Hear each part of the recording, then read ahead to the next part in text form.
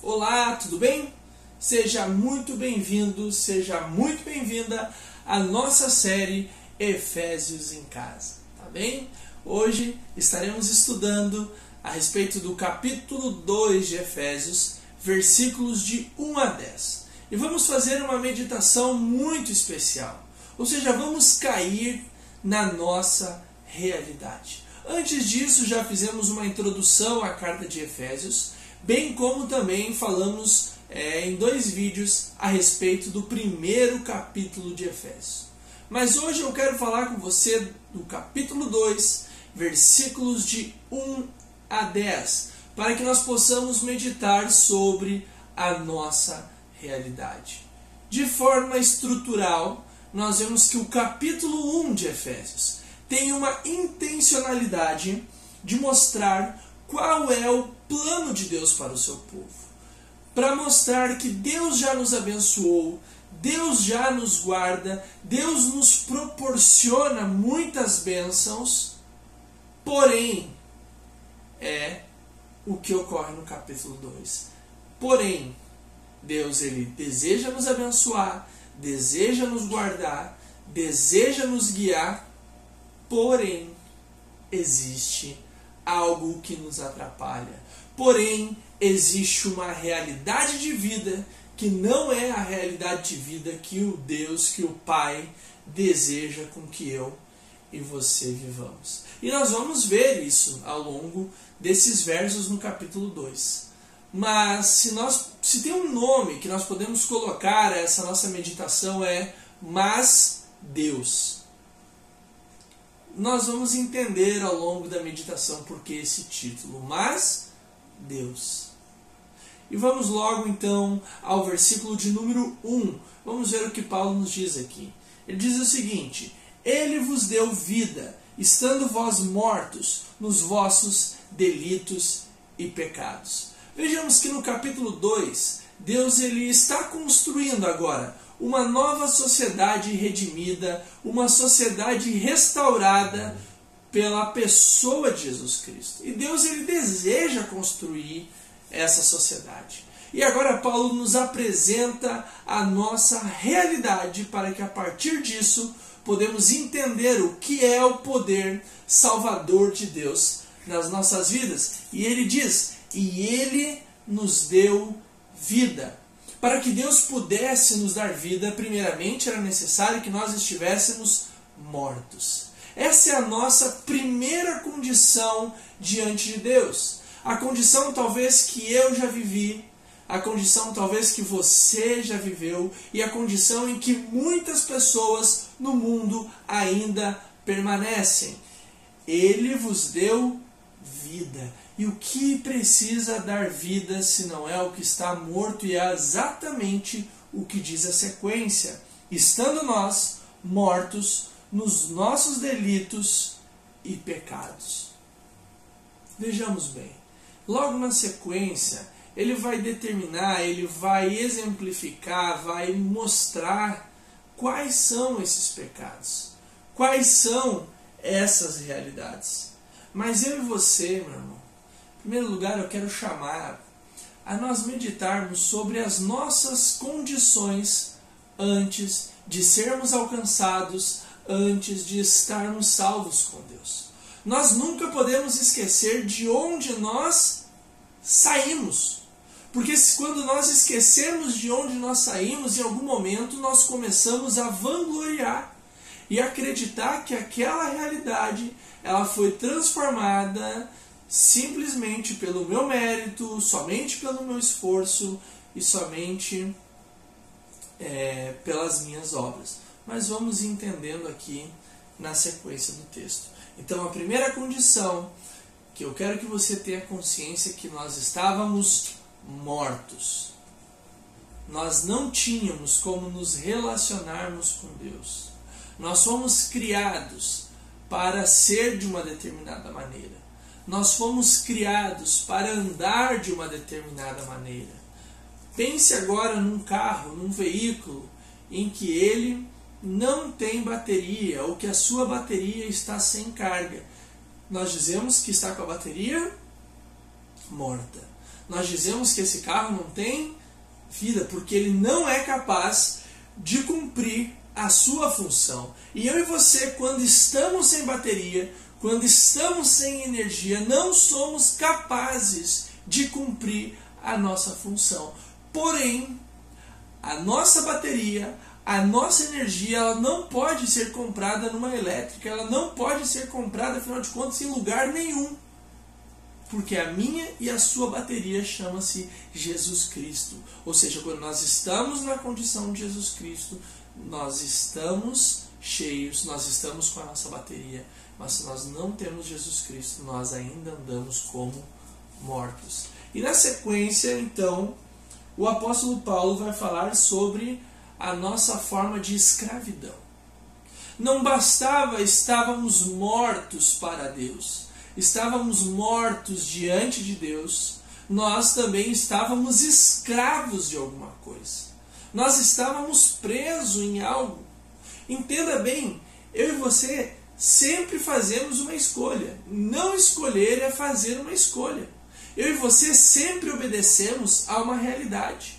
Não obedecer a Deus significa obedecer a algo que não é Deus. Não ser um escravo de Deus, como diz o apóstolo Paulo, implica em sermos escravos de alguma outra coisa.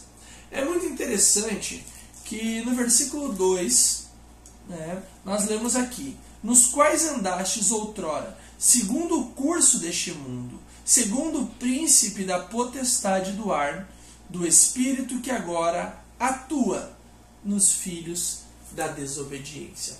Quando o apóstolo Paulo ele escreve esse texto no original, a palavra atua, ela está contida por uma outra palavra no original do grego, que é enérgio. Eu não sou um grande falante de grego, mas a gente vai pesquisando. Então, enérgio é a palavra usada neste versículo originalmente pelo apóstolo Paulo. E quando nós traduzimos essa palavra para a nossa realidade, essa palavra tem o significado de energia. Ou seja, o texto nos diz que quando nós andamos afastados de Deus, quando nós andamos segundo o curso deste mundo, existe uma energia que atua nas nossas vidas. Existe algo que nos influencia. E especificamente aqui nesse texto, a energia de que Paulo cita aqui é Satanás. Exatamente, porque quando nós não servimos ao nosso Deus, a energia, a atuação, a influência de Satanás, ela vem sobre as nossas vidas. E aqui nesse texto, essa influência ela se apresenta de 3 maneiras que nós vamos entender bem agora.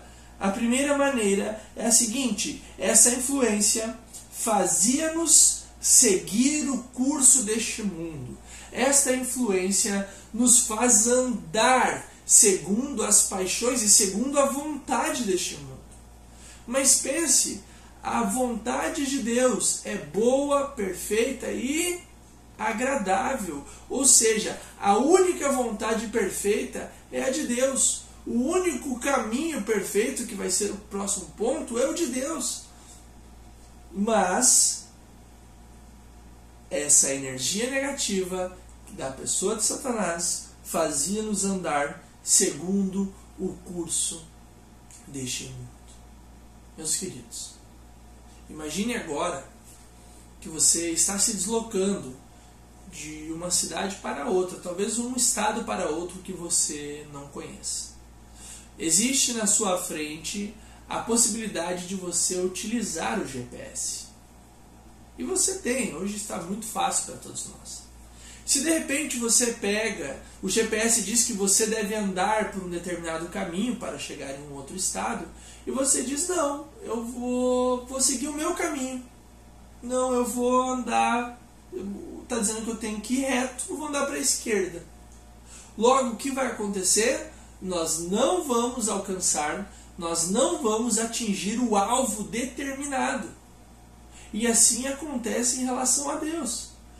Quando Satanás atua nas nossas vidas, quando o inimigo atua nas nossas vidas e ele nos faz andar segundo o curso deste mundo, ele desvia a nossa mente de Deus. ele desvia o nosso foco de Deus. E quando nós estamos desviados do caminho do Senhor, nós não conseguimos receber as bênçãos já citadas no capítulo 1.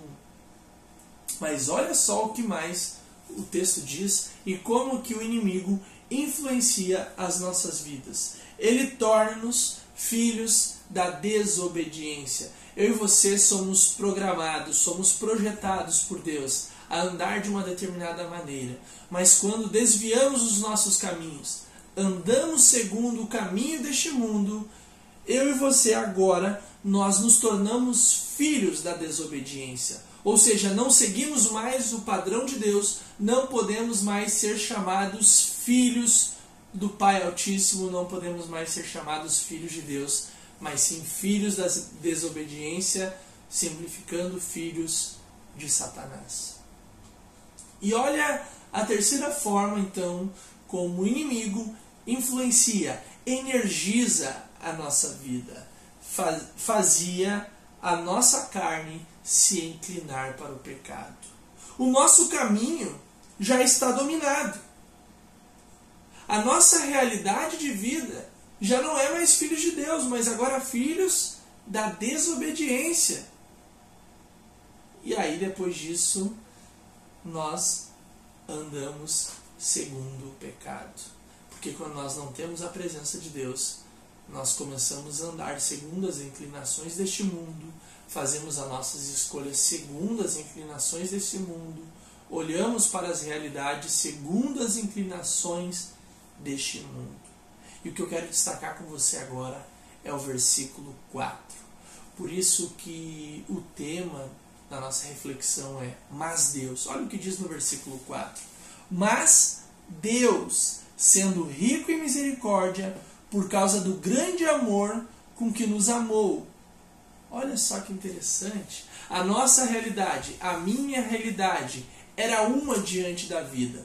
Mas Deus, Ele fez, Ele agiu, Ele projetou a obra para salvar a mim e também a você.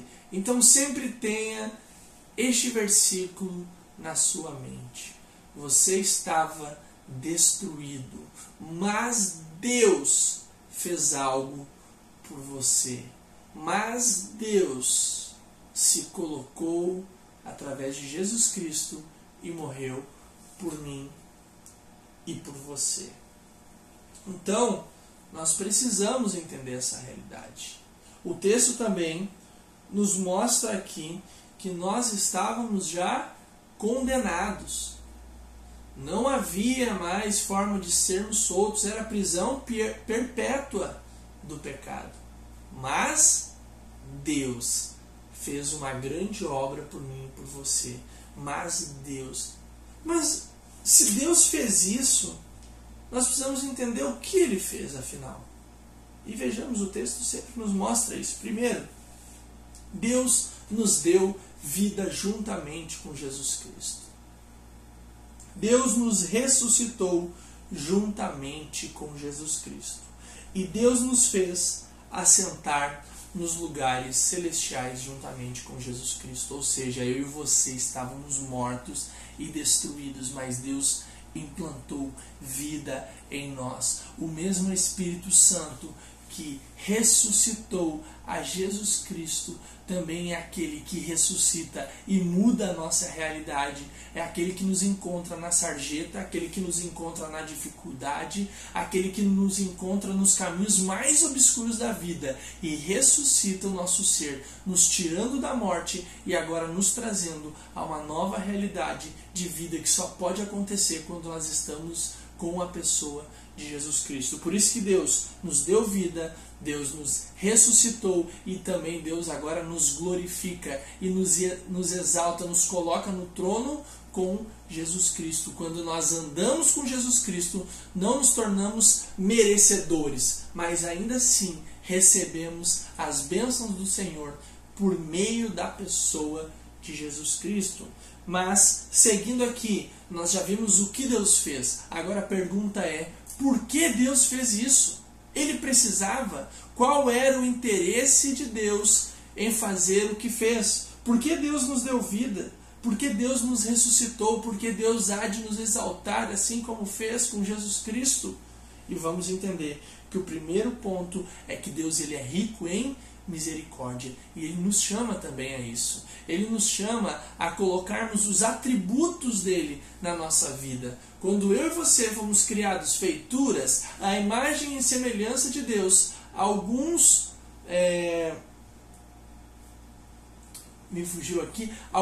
características de Deus, elas também são implantadas em mim e em você. E uma das características presente em Deus que precisa ser implantada em nós, em nossa sociedade, é a misericórdia. É a capacidade de perdoar ao próximo. Depois da misericórdia, por que Deus fez isso? Porque Deus nos ama. Por causa do grande amor com que nos amou, que você pode ler também no versículo 4. Depois, por causa da suprema riqueza da sua graça. Ou seja, Deus nos salva pela sua graça. Um favor imerecido, algo que eu e você não merecíamos, mas por meio de Deus, porque Ele quis, assim fez pelas nossas vidas. E em quarto lugar, em bondade conosco através de Jesus Cristo.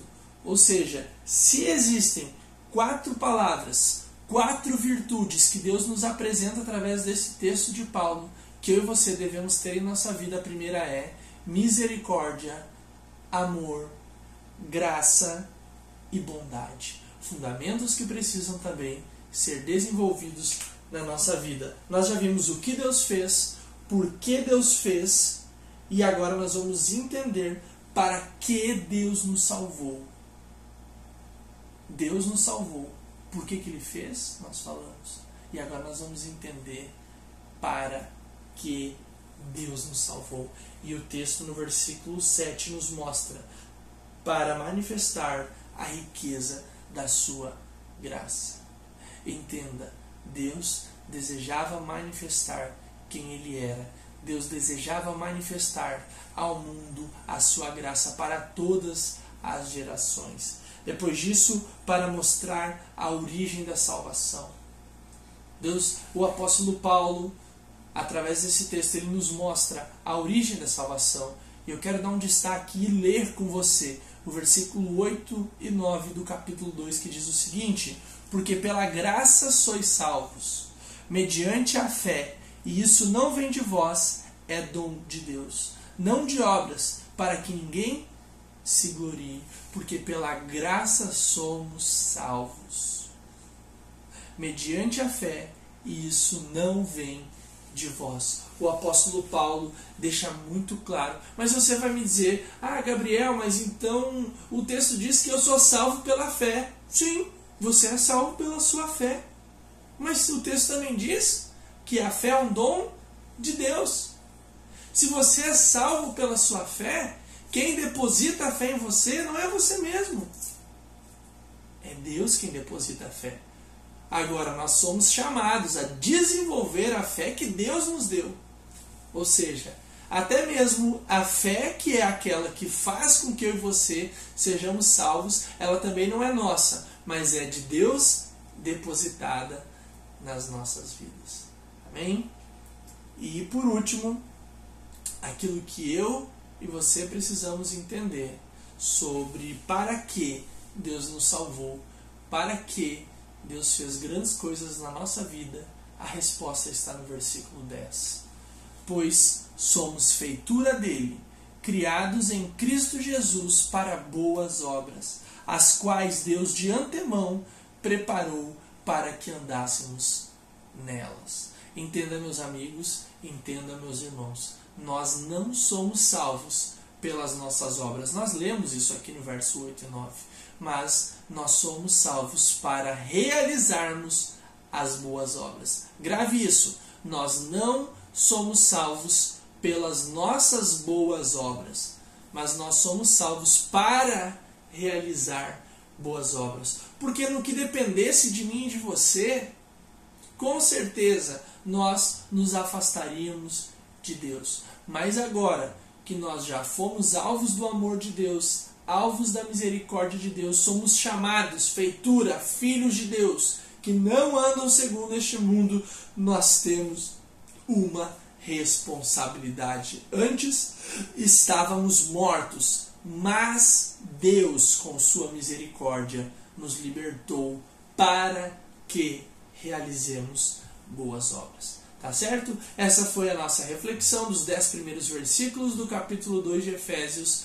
Que Deus te abençoe e lhe dê um final de semana abençoado.